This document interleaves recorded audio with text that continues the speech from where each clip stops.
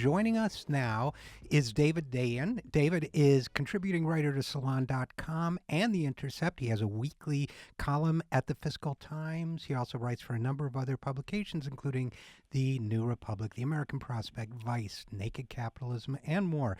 He has a book coming out later this year called Chain of Title: How Three Ordinary Americans Uncovered Wall Street's Great Foreclosure Fraud. And David is also in the middle of a little bit of controversy regarding the folks he describes, I think accurately, as self-styled liberal wonks and opinion writers who in the last couple of weeks have turned quite forcefully against Bernie Sanders and his prescriptions for Wall Street. First, I'll preface our conversation, as I always do, by saying I do work for Bernie Sanders, so anything I say should be taken in that light. David, however, does not. And David, thank you, as always, for coming on the program. Well, thanks for having me on the show. Absolutely. Now, your original, you wrote an original piece about this. There's been some back and forth since then, but the basic premise of your first piece on this topic was, summarize it for us rather than me doing it. Well, and I think the best way to look at it is to look at it outside this frame of the presidential election, which always gets people crazy, as we know, in these intra-family, intra-primary fights. But when you attack the Wall Street plans of Bernie Sanders, you're not just attacking him. You're attacking the plans of Elizabeth Warren. I mean, the 21st century Glass-Steagall bill that we're talking about is Warren's bill.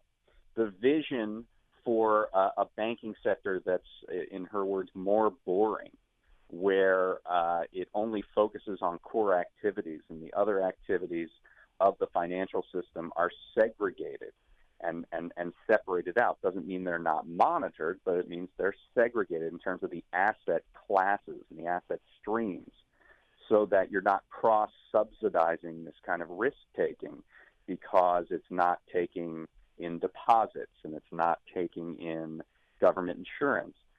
That's Warren's vision. And it's a fairly consensus vision across, not just in the United States, but abroad. We've had reports in the UK, in Europe, that say, yeah, it doesn't make sense to have taxpayers on the hook and effectively subsidizing the activities of unproductive trading. It just doesn't make sense.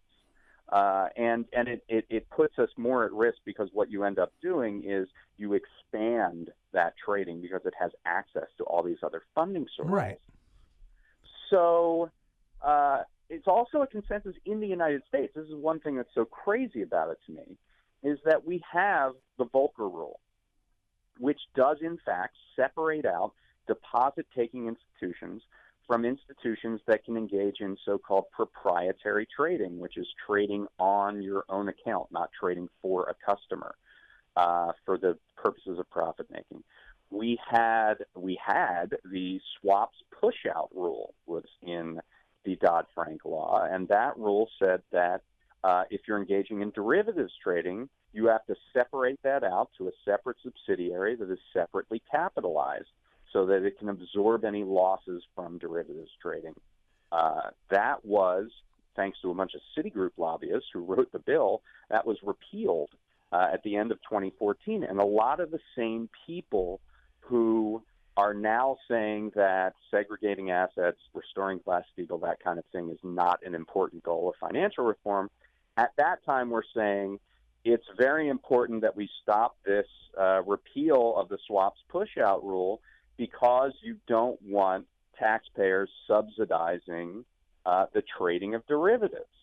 So there's a real inconsistency here. Right. Right. I mean, I first of all, David Dayen, number one, I thought it was brilliant to bring Elizabeth Warren into it, because I would say there's been a sort of, I don't know what the text version of eye rolling is, but a lot of eye rolling at what Bernie Sanders has to say on this topic. But everyone on every side of this debate professes, I think understandably and rightly, respect for Elizabeth Warren. So I think when you say, well, but Right. this is Warren's position, it casts things in a different light. Well, let me just say though, RJ, that that's not just a tactic, right? I mean, Okay, that's not just a rhetorical tactic. sure. I'm saying that because there's a consensus in the progressive community around the best ways to reform the financial sector, and when you start attacking that and saying that there's no use for those particular ways, you're damaging the cause of reform well beyond any primary debate. And that's my main concern, Yeah. is that we're going to get people from the banking industry coming back and saying, even the liberal Paul Krugman says there's no reason to segregate these assets the way that the Volcker rule does. Right. Why are we doing this? Right. No, That's the problem I'm targeting. Okay, good. I mean, that's a good clarification. And I would say here's what I think has surprised me the most about this response or this line of criticism that we've been seeing from Paul Krugman and some others and people that, are good folks, have been on both Paul Krugman and Mike Congsel, who was one of the other people on this side of the debate, have Right. been on this show, sometimes more than once. So I one of the things that I think has surprised me the most about their line of attack is it would have been one thing for them to say what we have now is sufficient. If we restore the swaps push-out rule, if we Right. enforce the Volcker rule, if we close the hedge fund loophole, we'll be okay. It would be one Right. thing to say that, but instead what has surprised me, and maybe I'm misreading them, but you tell me what you think. What has surprised me is that their counterattack has been, this is all silliness. This is, why are you Yep. worried about this? That to me... That is exactly why I got involved in this controversy, is because I saw that leap, the exact leap that you saw, from, saying that we have sufficient segregation in place, we have removed some of the interconnection in finance, and we have a more resilient financial system now, and we don't need to be as disruptive as completely walling off investment in commercial banking. I don't necessarily agree with that argument. It's a reasonable argument to make. Right. What's not a reasonable argument to make is saying that this is all silliness. Right. Because it cuts against things that you have already said, number one. And number two, it shows a dissatisfaction with Dodd-Frank, and it's going to be used as a weapon. Right. And there's another angle of this.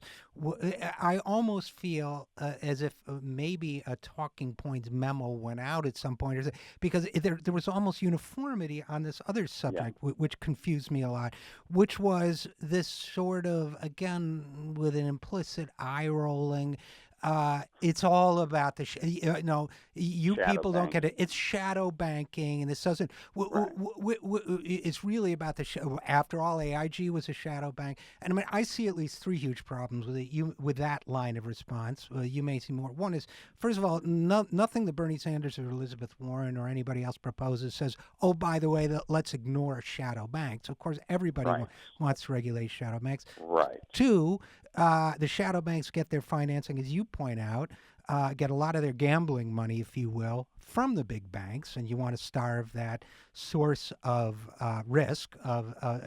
And three, what rule says that what caused the last disaster is the same thing that's going to cause the next disaster? You want to prevent any disaster. Yeah, I think that's absolutely right, and there's a lot of sleight of hand being used in this debate. And you pinpointed the first one, that it's a conflation of the idea of segregating the asset streams out with ignoring the asset stream that you segregate. Right? I mean, it's saying that it's not allowing the possibility of a both-and approach. Right. I mean, a world in which you restore Glass-Steagall is still a world where you have the Financial Stability Oversight Council, which monitors the super regulator that monitors systemic risk across the entire system. It's still a world where you have systemically important financial institutions which are subject to bigger regulations. And those can be non-banks. They don't have to be just banks. So, the idea that you can't regulate them if you segregate them is ridiculous. I mean, it's a complete sleight of hand to discount the ideas behind the positive ideas why you would want to segregate those assets. And on the other points, I mean, I would certainly agree. This is a situation where the people who are claiming the mantle of seriousness are simply not being serious. Yeah, it feels that way. We're talking with David Dayen, with writer David Dayen, about the controversy over, among other things, the 21st Century Glass-Steagall Act. It's interesting because not only have they said we don't need a 21st Century Glass-Steagall Act, but they basically said it's naive to want a Glass-Steagall Act, and as you pointed out, the very conceptual foundation behind it, the segregating out of customers' money from money that's used to speculate and take risk on behalf of the financial institution itself, that is somehow a naive concept. So you've pushed. And let's be clear about that, right? I mean, let's say, why would you want to segregate these things out? And a lot of it has to do with the fact that there are fairly few sources of funding for the types of enormous risk-taking that goes on in the financial sector. One of the major sources of funding, if you can do it, is deposits, because it represents a pool of trillions of dollars. Another source of funding comes from one of the biggest actors in the financial system, frankly, the government. Right. If you have access to deposit insurance, if you have access to cheap loans through the discount window, there are a number of things you can do. You can lever yourself up and take a lot of risks.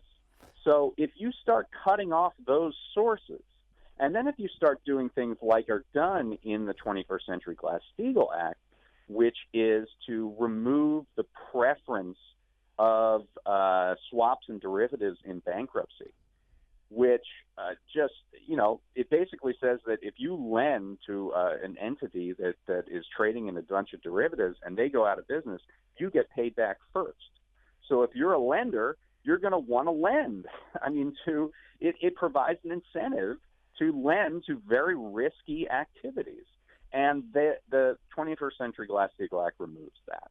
So the whole thing is of a same piece. It's you're trying to choke off the oxygen of funding, because ultimately what you want to do is eliminate this trading that is unproductive and serves no social purpose other than making a lot of people wildly rich while gambling effectively with our economy.